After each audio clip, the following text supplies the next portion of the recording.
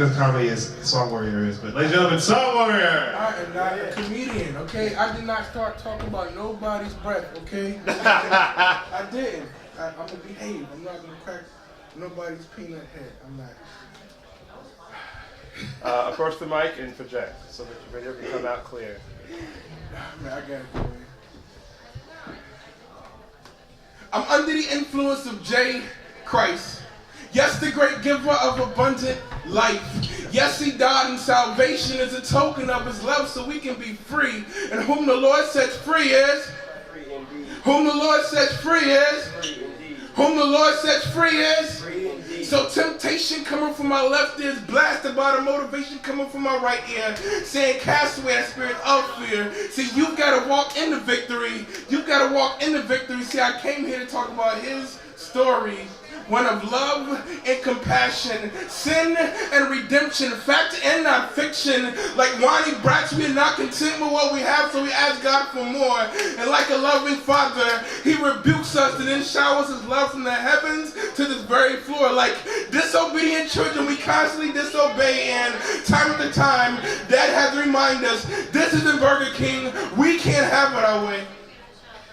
So let's skip a couple chapters and watch the plot thicken. A couple thousand years of bondage and freedom, and we are still missing the fact that he's probably tired of us taking his grace and mercy for granted. Rebellion is sin, and under his nose he can't stand it. So he sent his son, who lived and cried, prayed and died on our behalf, so we never have experienced his father's wrath. And unlike Aesop's fable, this is the absolute truth. And if you choose to believe otherwise, it is just your imagination running you from the very tangible proof. See, I'm a poet for Christ, which means my poetry must speak life. So I disguise my sermons as poems and bring the pulpit with me to each and every mic I write, because I know how it feels.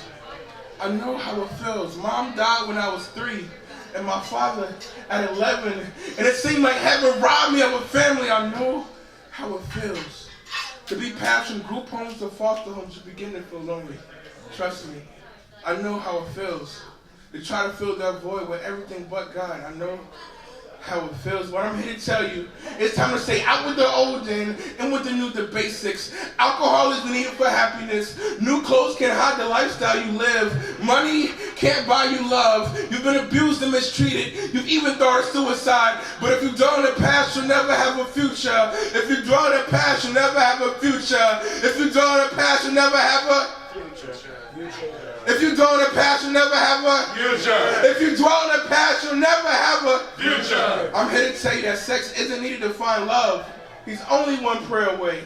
And no, it's not too late. No, he won't lie to you. No, he won't misguide you. Yes, he'll make your enemies your footstool. Yes, he's a forgiving God. Yes, he will break the addiction. No, his word isn't fiction. No, he isn't an Indian giver. No, it's not too late. You know the choice you have to make, my brother. My mission is not to judge you, but to love the hell out of you, so you can see that the God I serve is the only one that is truly right to die for you. See, the homies on the block get like Casper when troubles go down. See, the homies on the block are the reason why you let your dreams of doing something with your life drown in the lake of I could have, would have, should have, did things differently. Can't you see to lose the crowd and become that man of God he's called you to be? So fight with your might in your mind, so in time you never commit a crime against your success, such as wasting your life away on the block. Remember, whom the Lord sets free is free indeed.